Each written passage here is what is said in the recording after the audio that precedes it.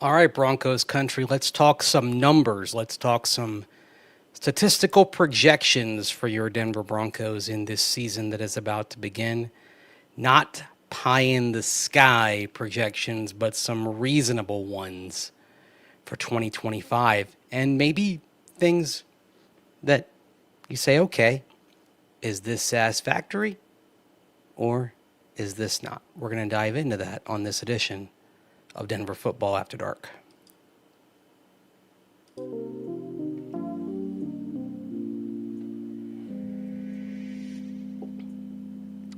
Howdy there, wherever you are.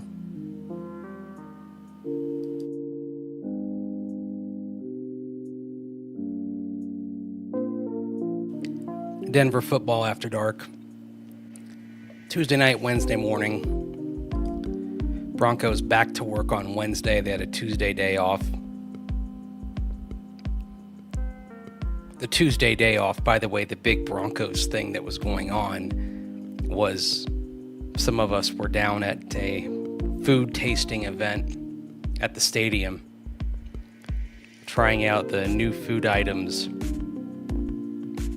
that are going to be at Empower Field at Mile High. So that was fun. Go down there, stuff our faces a little bit. Sort of kind of the last fun thing before we get into the serious nitty-gritty of the actual season that's going to begin here. So,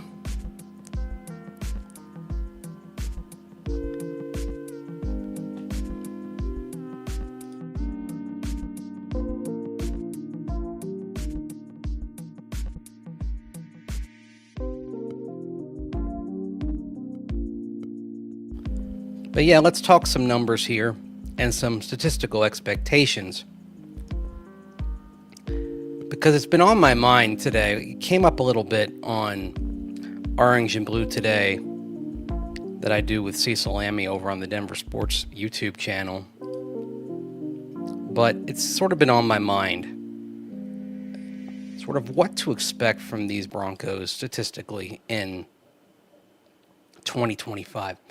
And a good starting point, I think, is always there are the projections that are done by ESPN's Mike Clay. He annually goes through and he updates them religiously through the offseason based on changes in rosters, injuries, and so forth. So they're always kind of pretty fluid and dynamic as they go along. And so for those of us who talk about the team and write about the team, they represent some good talking point type stuff. It's a good launching point for discussion. Anyhow, first of all, from a team perspective, he definitely likes the Broncos because he's got the Broncos with a greater than 50% chance to win all but 3 games on the schedule. The only games that he's got them for a sub 50% chance are at Philadelphia, at Washington, and at Kansas City. So, projected wins 9.9. That's 7th out of 12 teams. The projected wins are usually conservative on this sort of thing. So, 7th out of 32 in terms of projected wins. That's pretty good. So, it got me thinking. Let's take a look at what he's got for Bo Nix here. Bo Nix there, of course, pictured at the start of the show. And I want to kind of put it out there. What sort of season is satisfactory for Bo Nix in year 2? Is it a season like this? I'm just going to lay out the numbers here for Bo Nix that are presented here. A tick under 4,000 passing yards, 3,949. 27 touchdowns, 12 interceptions. Another 418 rushing yards and 3 touchdowns. So you're talking about 30 total touchdowns, 12 interceptions. So to kind of put that in perspective, Last year, of course, Bo Nix had 25 passing touchdowns, and he had 4 rushing touchdowns. So the total touchdowns would be down, the interceptions would be the same. So if he had that sort of season, would you be okay with that? Or would you be disappointed with that? I think it's probably fair to say if Bo Nix had that kind of season, when I first saw those numbers, first glance, like, okay, that's fine. But if you say, well, the touchdowns are below, the interceptions are the same, so thus the TD to interception ratio is a bit worse than it was last year, and the total touchdowns, including rushing, are below, then maybe you're not as satisfied with that as you maybe would have been on first glance. So, something to think about. I think another thing to consider as well, completion percentage. Last year, Bo Nix was at 66%. When all was said and done, certainly that had a nice uptick over the course of the year. And I think with Bo, part of his success equation as an NFL quarterback, it's going to rely on that completion percentage ticking up and being higher than average.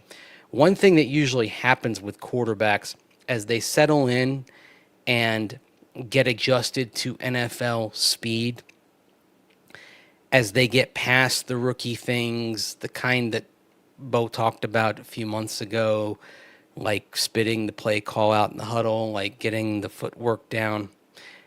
What happens as they get past those things is that their natural skill set starts to come to bear a little bit more.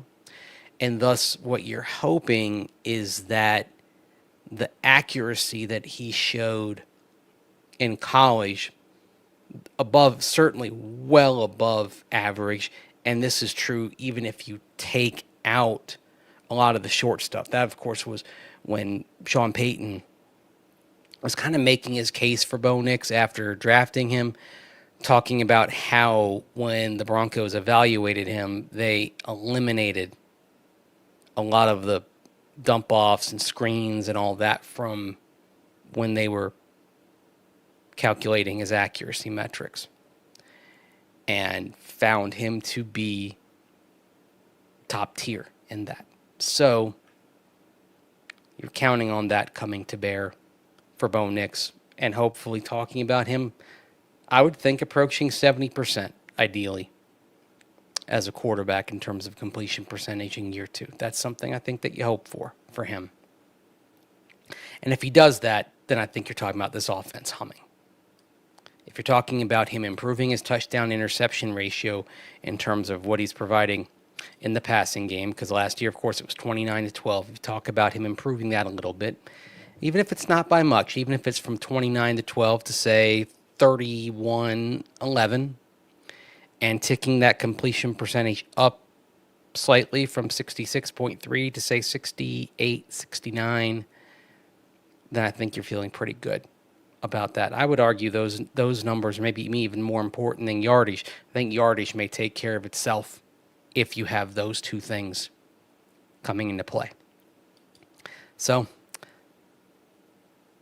those are the sorts of numbers I'm going to be looking for Bo Nix. Slight uptick in TD to interception, slight uptick in completion percentage. Those are signs that Bo is going. And I think, Ro, you have a very good point. Regression in Bo's running would reflect positively. I think so too, if you see less of an emphasis on that. Of course, last year, Bo, 430 yards on 92 attempts, 4 touchdowns. I wouldn't mind seeing the touchdowns stay the same, because you may see sneaks, leaps over the top, boots near the goal line where he just kind of takes off and picks up 2 or 3 yards for the score. I wouldn't mind seeing that touchdown total remain the same. I would like to see the rushing attempts go down. 4.7 yards per attempt, and I'd have to go back and recalculate it without the kneel downs. But I believe without the kneel downs, it was a tick over 5. So keep the yardage per attempt about where it is, but get that attempt number down. Get that, because if you take the kneel downs out, I believe he was at about 5 attempts per game. Can you get that down by at least 1 per game?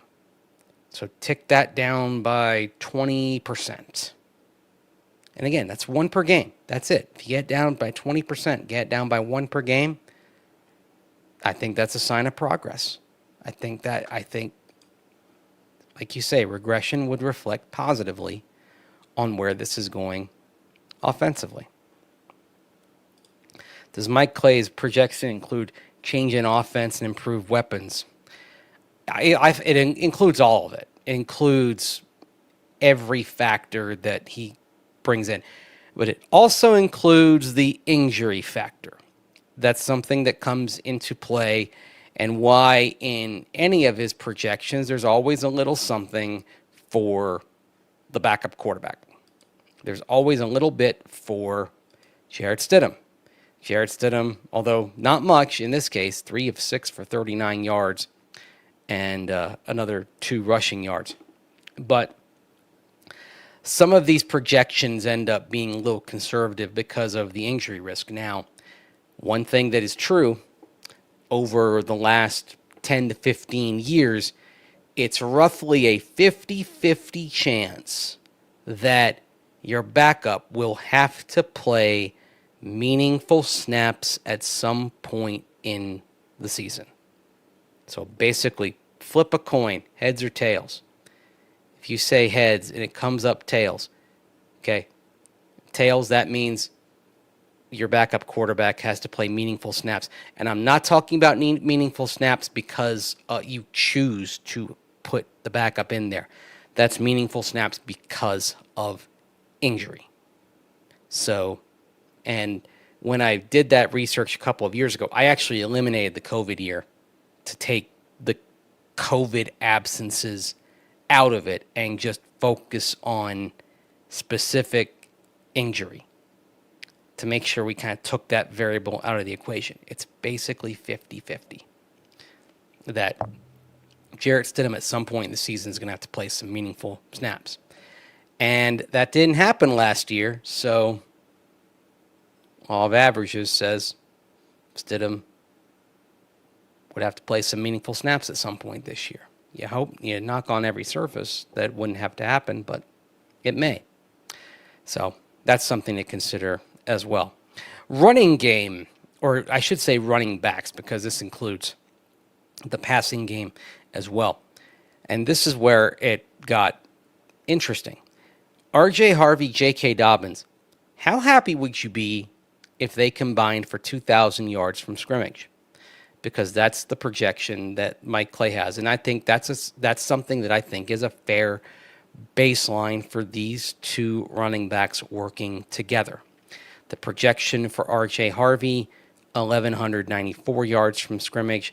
The projection for J.K. Dobbins, 957 yards from scrimmage. I'd like it to work out somewhere in that range for both of them. I've brought it up before. I think at the start of the season, we see J.K. Dobbins getting more touches. If I were guessing for week 1, I'd say J.K. Dobbins 12 to 16, R.J. Harvey 11 to 14 in terms of touches in this game. What I think we will see over the course of the season is inverting between the two. So that's why I think at the end of the day, between that and J.K. Dobbins' injury history, I think you'll end up seeing R.J. Harvey with a decent amount more yards and production in total than J.K. Dobbins. But if R.J. Harvey is sitting there at the end of the season and he's produced north of 1,100 yards from scrimmage, I think you're feeling pretty good about how far he came this year. I don't think 1,000 rushing yards is happening for R.J. Harvey, and I think that's fine. I think 1,000 or 1,100 yards from scrimmage is fair, especially if he's in a timeshare. And even if something happens to J.K. Dobbins, I believe what you'll see is his timeshare then happen with Tyler Bidet. Whether it's J.K. Dobbins or Tyler Bidet, R.J. Harvey's going to be in an RB1, RB2 situation. He's going to be in a running back timeshare. That I don't think is going to change. Sean Payton wants to get to that type of situation where they're splitting carries. And yes, Pro 16K, the run game has to be better. But you have to stick with it. Sean Payton has to follow the instructions on his play sheet. Run the ball.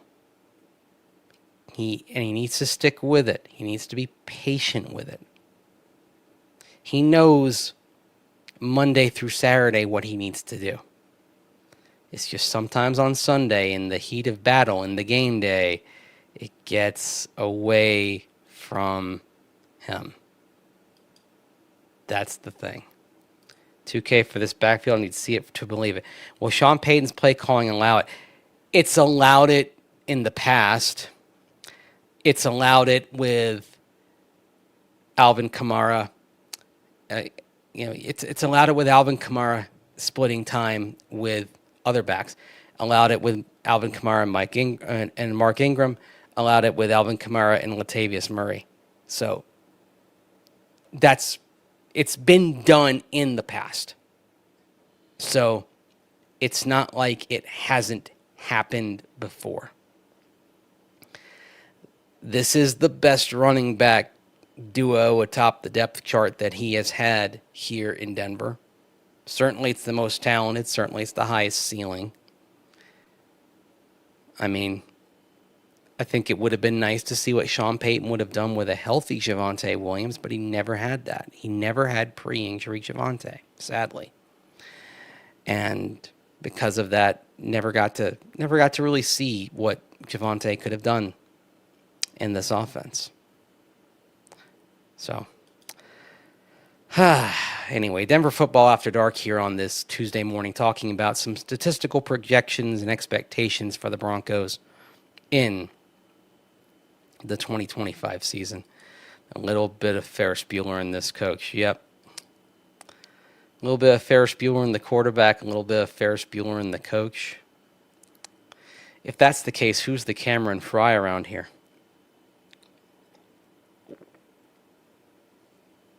That's an interesting question. But Hackett went full Bueller. Well, no, I mean, well, Nathaniel Hackett's not an authority figure, so he couldn't really be Ed Rooney, but he could have been Ed Rooney just in terms of how hapless he was. So, the running game was the weakest link, yeah. And it's actually pretty remarkable that Bo Nix had the kind of season that he did without the support from the running game, and with them trying to figure out where he is. Is Hackett still coaching? Yeah, he is a defensive assistant for the Green Bay Packers. Defensive assistant, yes, because who knows better about how to stop an offense than Nathaniel Hackett? I need a rim shot.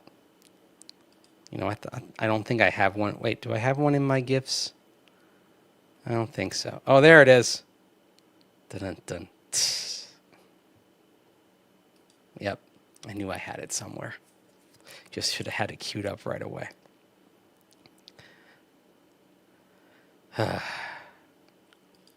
Yeah, that's actually getting to be more common, though, is to have an offensive coach on the defensive side and vice versa, just for input. So, my guess on uniforms for the game. Well, it's been interesting. Last week, when the Broncos began practicing for this game, sorry about the little nose itch, by the way. When the Broncos began practicing for this game, the offense was wearing orange jerseys, which is usually a sign that they're going to wear orange in the game. Whatever jersey color the offense wears is what they're going to wear, or they're going to wear the dark jersey. So, you wouldn't see the offense wearing blue because they don't have blue jerseys for everybody. But if the offense wears a color that's not white, if they wear orange, that means they're going to wear a colored jersey for that game. So that would tell me it's going to be orange for this game. Like a reason why you saw the Broncos wearing white, the Broncos offense wearing white in training camp, was because they were going to wear white jerseys for their first preseason game. And then they were going to wear white for their second preseason game, and thus the offense wore white in the week leading up to the Cardinals game, and then ditto for the Saints game. So that's why I would guess orange based on that. So the best quarterback-coach relationship besides John Elway and Mike Shanahan. In Broncos history, ooh. I mean, you kind of nailed it right there. Because John Fox was a defensive coach. Although don't make no mistake, one of the reasons why Peyton Manning chose the Broncos was because of John Fox, and because Foxy would let Peyton Manning and whoever the coordinator was, first Mike McCoy, then Adam Gase, would basically let them have free reign and do what they wanted to do and help Peyton craft the offense. And it was something that worked in Indianapolis as well, because Tony Dungy, of course, was a defensive coach, and that worked really well. So I think certainly that was a good quarterback-coach relationship too, but for different reasons than Elway and Mike Shanahan. So so in a different kind of way, I'd probably say the next best one, at least until now. Certainly the Sean Payton Bo Nix relationship appears to be tip top, but until then, I'd say probably in a different way. You'd probably have to go with Foxy and Peyton Manning, I'd say. So certainly the success would bear that out. Even though you didn't have Foxy that was there kind of helping plan it. It was just sort of Foxy kind of overseeing the big picture of things. And they won a lot of games. They just didn't win the big one. So a lot of Broncos fans put too much stock into preseason. We'll see. It is a small sample size for the first team. It's effectively one half of football that we saw from the first teamers. So we'll find out. And I do agree. Yeah, and I think the wide zone part of it's going to take some time. That's the nature of wide zone when you incorporate those principles. It's not something you get overnight. So, was there a baseball game waiting to end? Oh, there was a baseball game I covered tonight, and it was an eventful baseball game because the Colorado Rockies lost their 100th game of the season. But the big thing was that there was a little bit of a melee at the start of the game because Kyle Freeland, the Rockies pitcher, did not like how Rafael Devers showed him up after hitting a home run and was yelling at Devers, and then Devers yelled back, and both the dugouts cleared, and there was shoving, and three guys, including Freeland, got thrown out, and Freeland was, saying he thought it was disrespectful, and then Logan Webb, the San Francisco Giants pitcher, in the opposite clubhouse, basically said that Freeland had it coming because he runs his mouth a lot, so a lot of that sort of thing. It got chippy. It was fun. It was fun. And yes, that is how I feel. Touchdown Bo Nix. Don't give up home runs, and no one can show you up. That's where I stand on that. If you go yard, you can sit there. You can stand there and admire it. If you don't want a guy to stand there and admire the ball going over the fence, don't serve a meatball right in the heart of the plate. Simple as that. And especially, you don't have any room to talk about getting disrespected when you just lost your 100th game on September the 2nd. I mean, come on.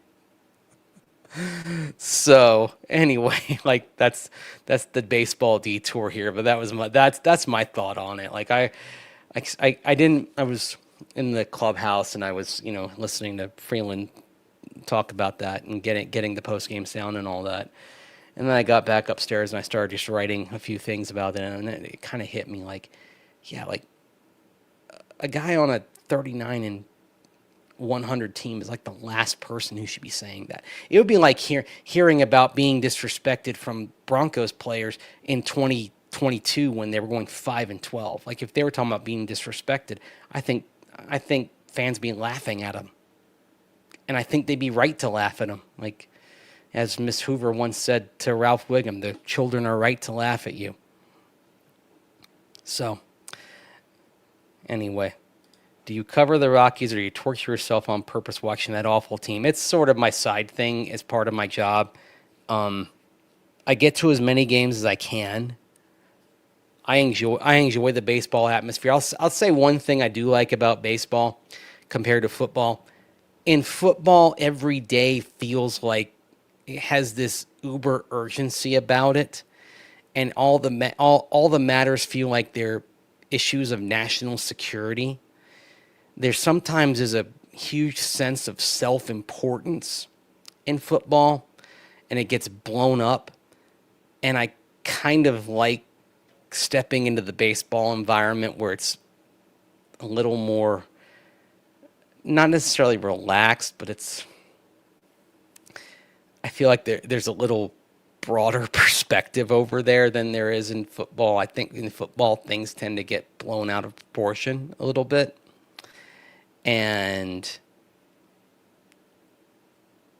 the foot is always mashed on the accelerator in football in a way that's not in baseball, and it can't be in baseball because of the length of the season. I mean, I don't know if you've seen the movie Major League from back in the day, but there's a scene where Charlie Sheen's character is like, before the first game, he's like staring and he's like tossing the ball and he's like clearly locked in.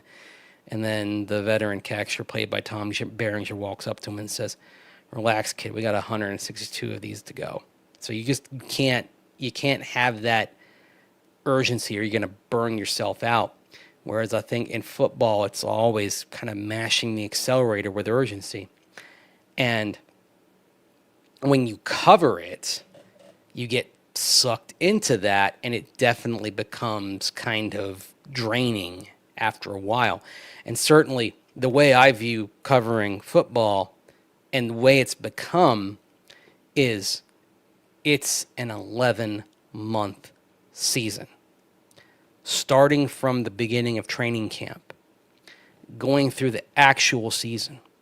And then the actual season ends and it goes basically into draft season, because the season will end and then you're going to the Shrine Bowl, and you're going to the Senior Bowl, and then the Super Bowl week happens, and then you're going to the Combine, and then free agency kicks in.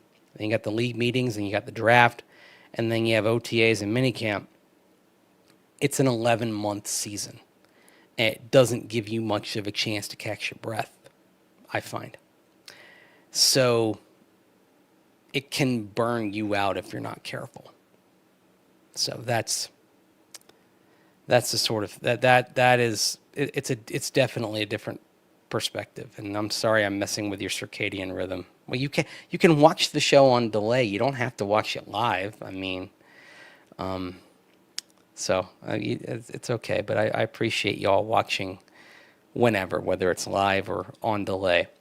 The biggest takeaway if the Broncos go 4-0 at the start of the season, if they go 4-0. First of all, it'll be that the defense was as advertised. Second of all, it will almost certainly be Bo Nix made a leap. Those will be the two big things. Which one grabs the attention? It'll probably be Bo Nix, just because of the primacy of quarterback in any discussion. But we'll probably be also talking about this defense actually being something that does potentially rival the no-fly zone. I have not wanted to make the comparison to the 2015 defense. I don't think it's fair, and I'm just going to reserve saying that because that was a transcendent defense, and I've got to see this D actually do it when it counts before I start putting this unit in conversation with great defenses that I've seen. I covered that 2015 Broncos team. I saw those 2013 Seahawks when they beat up on the Broncos, the Legion of Boom. I covered the 2000 Ravens when they won the Super Bowl. The 2002 Bucks, I was actually around for some of their practices in that offseason covering them, so I saw them coming together, but I covered a bunch of their games in previous years when that defense was together. Point being, I know what great all-time type defenses look like. I've got to see this Broncos team do it before I start proclaiming this defense as something that could be an all-timer. That's why I want to put the hype train back in the station on the defense just now. They could be terrific, but all-timer, it's just ease up on that, okay? Ease up on that.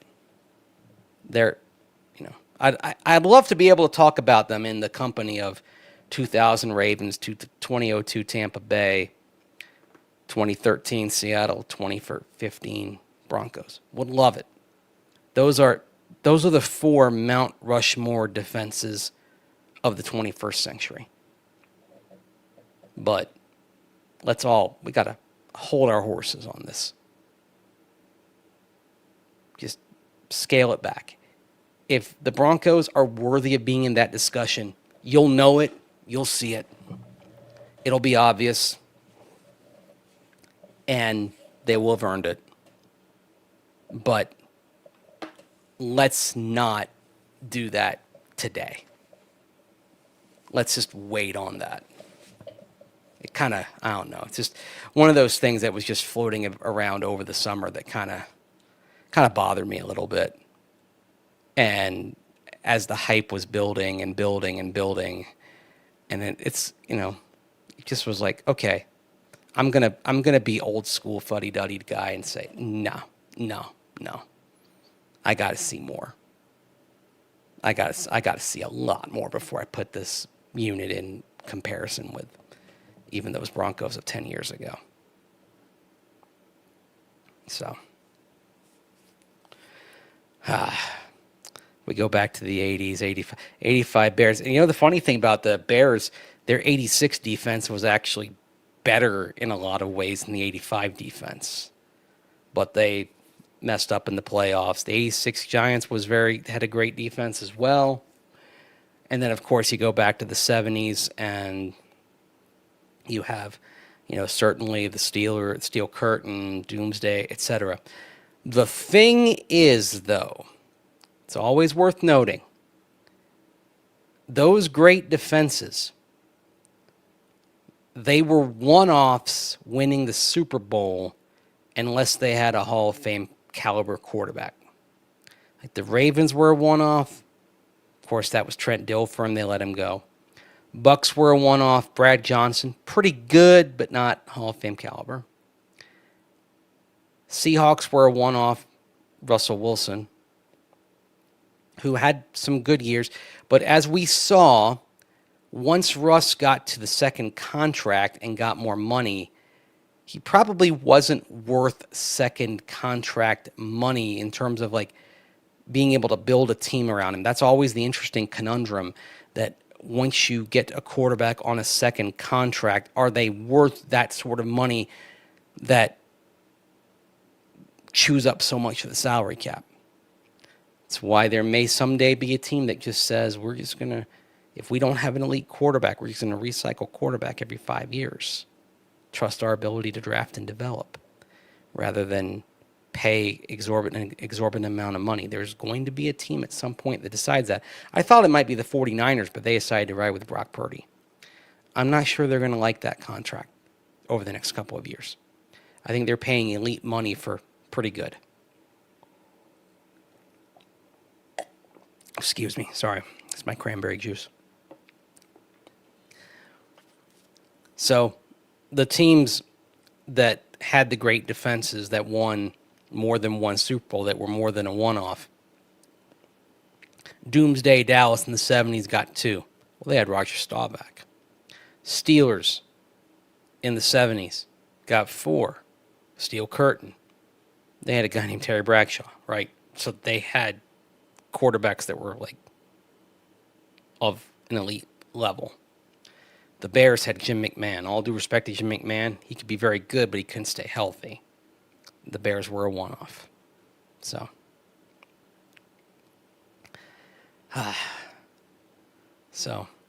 the 91 Eagles, D, number 1 across the board, and they missed the playoffs. That was a wild year. Eagles missed the playoffs at 10-6. Niners missed the playoffs at 10-6. Eagles, I saw them lose a game that year, 14-13 to Tampa Bay. Bucks came in 0-5. Eagles started Brad Gable in that game because Randall Cunningham had been injured. They'd had Pat Ryan starting at one point, and he was hurt. They turned to Gable. I believe the Eagles' one touchdown that game was on defense, and they led 13-0, and the Bucks came back late with 2 touchdowns, and then that cost them the playoffs. But that was a great Eagles defense. And they missed the playoffs because by the time they got Jim McMahon in there, and they were actually turned out it was too late. They lost the playoffs on a tiebreaker to the Atlanta Falcons. The two legit to quit: Deion Sanders, Jerry Glanville, Mike Pritchard. Good old friend Pritch, Atlanta Falcons. So, oh man, you know how like just kind of going through the Wayback Machine there. Always takes everyone staying healthy. Don't have great depth behind Greenlaw and Singleton. Yeah, I remember I think a few of us got a little bit of a chuckle when Mike Kliss put out the tweet after Drew Sanders got hurt, talking about the great depth behind an inside linebacker, and I think all of us were like, what? Yeah, that was like trying to sell everyone on something that was not true. But when Drew Sanders gets healthy, knock on whatever surface you can find, the depth looks better if Drew Sanders can stay healthy. Drew was coming on. He was doing well getting those first team reps. He looked like he'd turned a corner. If Drew has to come in and start, I think based on what I saw when he was working in OTAs and minicamp, based on how far he'd come from his rookie year when he got thrown in there at inside linebacker, how he was quickly diagnosing, he was in the right place. I think if Drew Sanders has to go in there, the fact that he's able to diagnose things more quickly, his natural athleticism comes to the fore. The only question is, how much is he athletically going to be affected by the injuries that he's had? And that's the big thing. How much has that been sapped by this foot injury, by the Achilles that he had last year? Because he was a very explosive player coming into the pros. You look back at his college film, explosive pass rusher.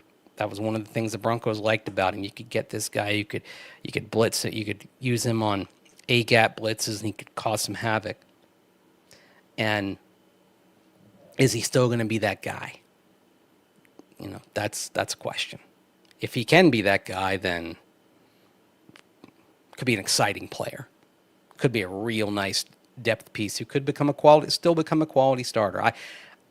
I have not shut the door on Drew Sanders. I know some people have as the injury has piled up. I have not closed the door on him becoming a quality player in this league. But he's probably one injury away from being in the it may never happen for him bin. And unfortunately, that's just sometimes how it works in this league. Because you have a bunch of injuries and the train just kind of leaves the station without you. Because teams then say, okay, we can't plan around you. If Drew Sanders, if he gets back but then has another injury, the Broncos probably move into the range where they say, okay, we can't really make a future plan around him being healthy. If we don't bring back Alex Singleton next year, we probably have to look at another inside linebacker and not simply say Drew Sanders is plan A. Drew can be a contingency plan, but he can't be the primary plan. However, if Sanders gets back this year and plays really well, if he has to come in for either Greenlaw or Singleton, and then there's not a further injury, stays healthy for the balance of the season, then you can maybe have that discussion. So, yep. The best ability is availability. Beavis, I can tell you, he hasn't. I know he hasn't been healthy, but I can tell you based on what we saw in practice, he's come a long way. That's not the player he is today. And that's a reason why they moved him back to inside linebacker. Like last year, when he'd come in, when he first came back, he wasn't ready. And that's what and the struggles against Miami were why they moved him to edge in the first place. But his grasp of the system has come so far since then that if he had to go out there, you would not see the same kind of results that you saw against Miami. So I know you haven't seen it because it was only media could see the practices. You're just going to have to trust me on this. But he looked a lot better. So, man, the nose itch is bothering me tonight.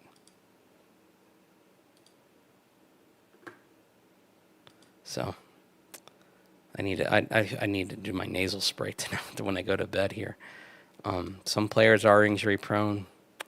Yep, they are.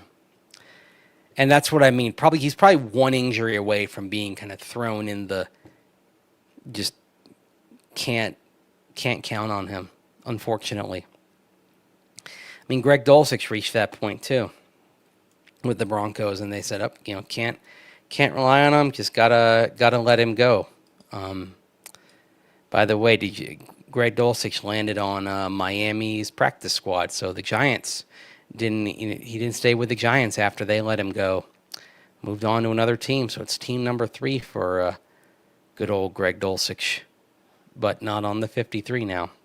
So, yep, Jake Butt, yeah, us lackeys. all I can do is relay what I see to you because they're not going to open up off-season practices. So that's why I write so many notes in my notebook, because I know only a couple of dozen people see it. So I have to kind of relay to you. I've got to be, your eyes and ears, and then I just hope that my observations aren't too off. I mean, or sometimes I have a higher opinion of Joaquin Davis than the team did. So anyway. Our run defense is highlighted in the Bills' loss. What is this team focused on to be a better run defense? That's why Talanoa Hufanga's here. That's why Dre Greenlaw is here. The run defense issues were more at the second and third level than up front. Because when things got past that first level, that's when you saw missed tackles. That's when you saw guys getting run through and over. Think of like the Colts game, for example. When anything got past the first level, you saw Cody Barton, Justin Sternad chasing. It was problematic. So the reason why they did all the things they did, and that even includes bringing in another cornerback. They weren't expecting to get Shadé Barron, it worked out very nicely. They weren't expecting to get him, but they were going to add another corner anyway at some point in the draft. All of that, plus getting Alex Singleton back, that was all about improving the run defense on the back two lines. That's where things exacerbated. And so that was a huge focus. And it really started, and you mentioned the Bills game, it really started with the Colts game, was where things started to get out of hand. Browns game, we saw things get out of hand on the back end passing game, but you kind of fixed the big glitch there. You moved on from Levi Wallace. You started giving Chris Abrams-Drain more reps. You figured things out. But Run D took a lot more work to get right. So having the number one defense is statistical expectation for the Broncos. I think expect anything below top 5, I think, is probably a little bit of a disappointment. I'd say top 3 is where I'd like to see them end up, but top 5. And again, it's a sliding scale, various metrics. You're looking at DVOA, you're looking at EPA per play defensively, you're looking at total defense. I think you just kind of come to a conclusion across the board and then take a step back. You're looking at points per possession, yards per net yards per possession, that sort of thing. Take everything together, and you'll get an idea of where this defense stacks up at the end of the year. And you'll feel pretty good. So, since they carried 7 defensive line in the 53, where they look at trading, I suspect they will if an offer comes in. That's part of the reason why you go heavy, is even though you may have a bunch of games where you only activate 5 defensive linemen, because you have that sort of quality, you know that your phone may ring at some point, that you have enough players. I mean, you probably had 7 defensive linemen among your best 46 players, let alone your best 53. And thus, players of that quality, there will be some demand, perhaps from a team that has injuries at some point. Jordan Jackson and Eni Awazarike played well enough to demand sticking around. And DJ Jones put it so well on Eni Awazarike. He's an immovable object. When he plays with hands and he brings his feet, he's immovable. Therefore, he's an amazing nose guard. That is literally our job, to not get moved. So he did an amazing job of that. To be as big as he is, he's a great athlete. So his development has not surprised me, but taking my hands and forcing applause.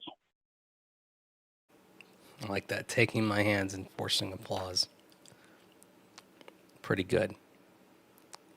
But yeah, that's what you want your nose tackle to be. Immovable. Just tough to dislodge in there. It also makes you think that if something happens to DJ Jones injury-wise, that Eni Awazarike is the guy who steps in as well. So, anyway, Denver Football After Dark here on this Wednesday morning here. Went over some of the stat expectations for the running game for Bo Nix. Let's just quickly touch on the receivers here. Mike Clay has got Cortland Sutton with a 1,000-yard expectation, 75 catches for 1,010 yards and 9 touchdowns. You would be pretty happy with that season. I think he's got an underestimation on Troy Franklin, 25 for 363. He's got him behind Pat Bryant, 34 for 425, but I think right now your big 3 look like they're going to be Sutton, Mims, and Franklin, with maybe Bryant kind of factoring in behind them. And then, of course, at tight end, Evan Engram. Evan Engram, 80 receptions in the projection. So that would be transformative. 80 receptions, that comes out to close to 5 a game, that's something I think you'd be pretty happy with if he's involved in the offense to that degree. It's been a long time since the Broncos had a tight end that was anywhere near that involved.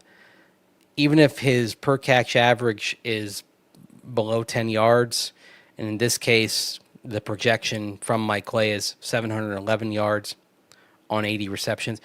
I think the way they use Evan Engram, if they're setting him up with opportunities for yardage after the catch, that maybe you could sneak that per catch average over 10 yards. But either way, if you're talking about him pushing towards 70, 80 receptions, that's pretty good.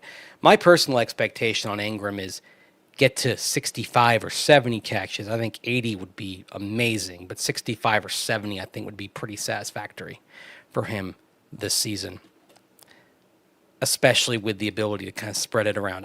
One thing I think will be fascinating to see is who leads the Broncos in receptions week to week. I think you may see, if you take say the first 8 games, it wouldn't surprise me in those first 8 games if you have 5 different guys that are the leader in receptions game by game over those first 8 games. That, okay, 1 week it's Sutton, and 1 week it's Engram, and 1 week it's J.K. Dobbins, and 1 week it's R.J. Harvey, and 1 week it's Marvin Mims Jr. or Troy Franklin. I think that's the sort of thing you're going to see out of this offense this year. Taking what's there, taking what the defense gives you, and if the defense is giving you opportunities for Evan Engram, Bo Nix takes advantage of that. If the defense is giving you R.J. Harvey in the flat, take advantage of that. If the defense is giving you Cortland Sutton deeper downfield, take advantage of that. Just either way, whatever they're going to provide you. So, does it feel like we have a lack of star power on offense, though, to really make a deep run? Well, I think the star power may develop in time, but I think this is going to be one of those things where you sort of see it be a collective, where it's not, and I think it's okay to not have kind of that alpha star there.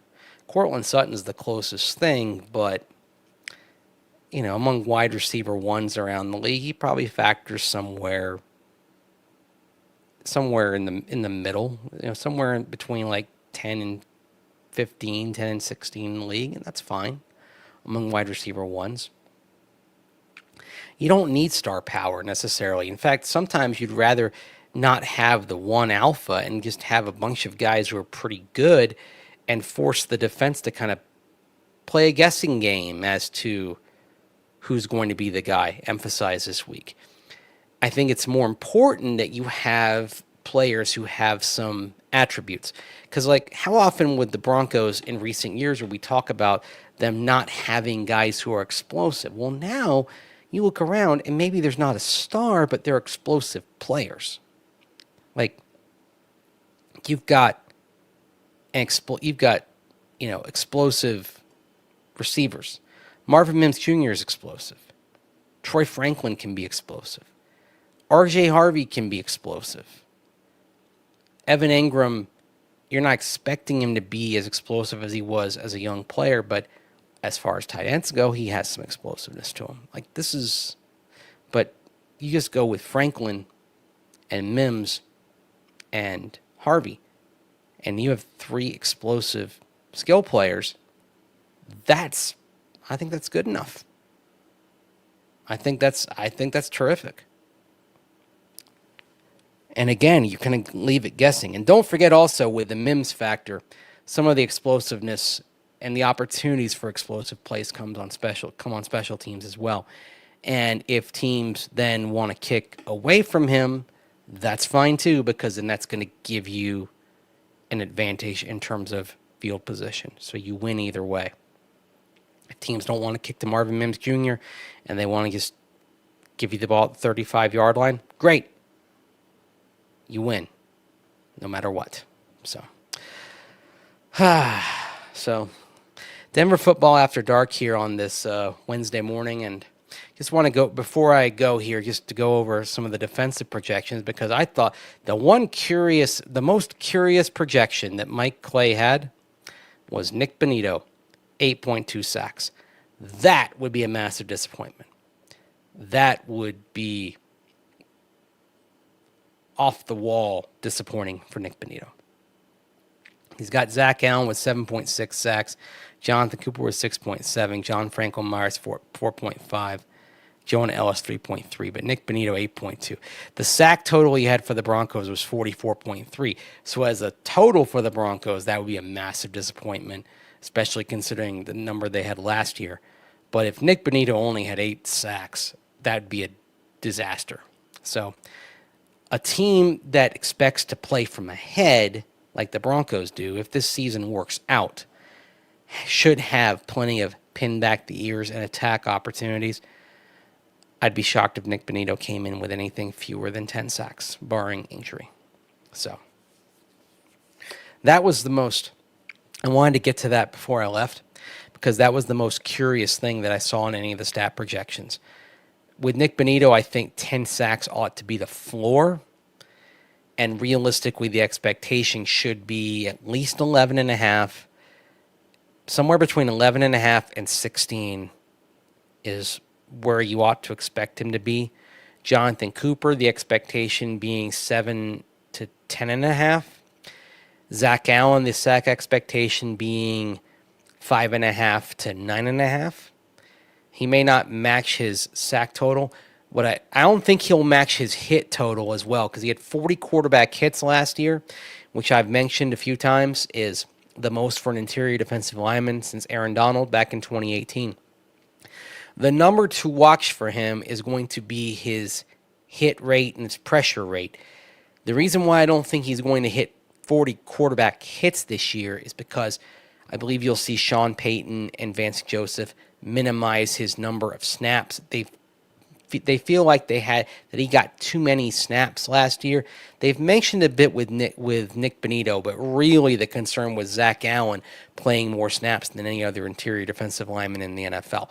They want to get that in control. So I don't think you'll see as prodigious overall numbers for Zach Allen this year, but I think you'll see him be as efficient in terms of his hit rate, sack rate, pressure rate. So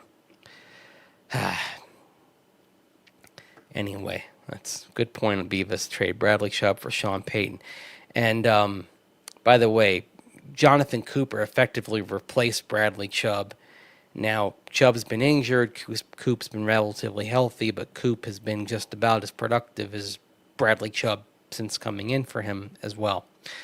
So you trade Bradley Chubb for Sean Payton, and the guy who came in for Chubb has been just about as productive as Chubb, and you re-signed him to a very team-friendly contract that Jonathan Cooper got as well. That's a very team-friendly, very budget-conscious contract for one of the best run-defending edges in the game who can take advantage of opportunities given him by attention given to Zach Allen and Nick Bonito, and can clean up and get 10 sacks of his own, as he did last year.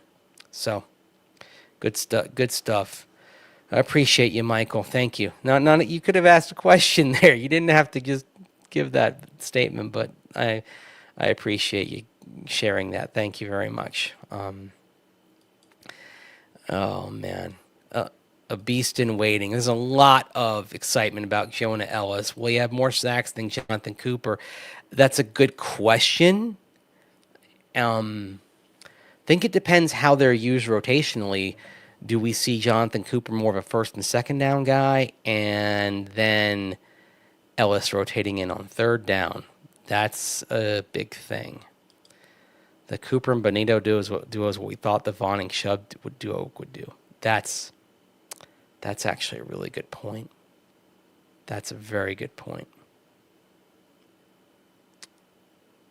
It happened. It just didn't happen with the guys that we thought it was going to happen with. So, Funny how that works.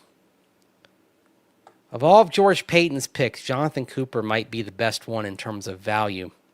Now, of course, he did drop to the 7th round because of the heart condition, and he really was about a 3rd-round talent. But someone had to pull the trigger and make the selection there. A lot of teams crossed Coop off their board. Broncos took a chance, and it's worked out pretty well. Not only finding a guy who's a terrific player, one of the best at setting the edge in football, but also a valued team leader as well. So he brings intangibles to the room too. So you can tell he's one of my favorite guys in the locker room. One of my favorite guys to talk to. Just high quality, class act, terrific player as well. All my years covering the Broncos, most memorable play and most memorable player. Most memorable play, it's 2. It's Champ Bailey's near pick 6 in the 05 divisional round, and it's Tebow to the late Demaryius Thomas in the wild card round against Pittsburgh in January of 2012. Most memorable player, it's Peyton Manning. It's nobody else. That you get to cover a truly transcendent player like Peyton Manning. It's something you'll never forget. So, all right. It's good to end on thoughts of guys like Peyton Manning, Jonathan Cooper, guys that really kind of make this job fun, make covering this team fun, make it memorable. And he'll be back in the locker room on Wednesday. I'll have some clips and some interviews and some stories for you over at Orange and Blue Today and at denversports.com. And, of course, I'll have some clips hopefully here on Denver Football After Dark Wednesday night, Thursday morning.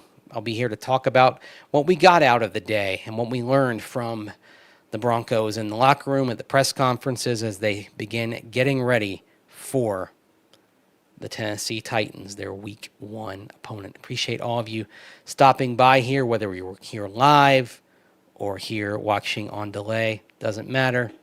Thank all of you for joining me here in my little late night show, Denver Football After Dark. Like, comment, share, subscribe. If you know someone who'd enjoy this kind of Broncos chatter or content, tell your friends about this channel. Appreciate all the support you all have given me as I've got this going over the last several weeks, and there's plenty more to come here over the course of the rest of this Broncos season. So thank you all for joining me here on this Wednesday. You have a great day, and I'll talk to you Wednesday night, Thursday morning to break down everything that happened regarding the Denver Broncos as they get back to work on this Football Wednesday, the first Football Wednesday of the 2025 regular season. Take care. Thanks for watching.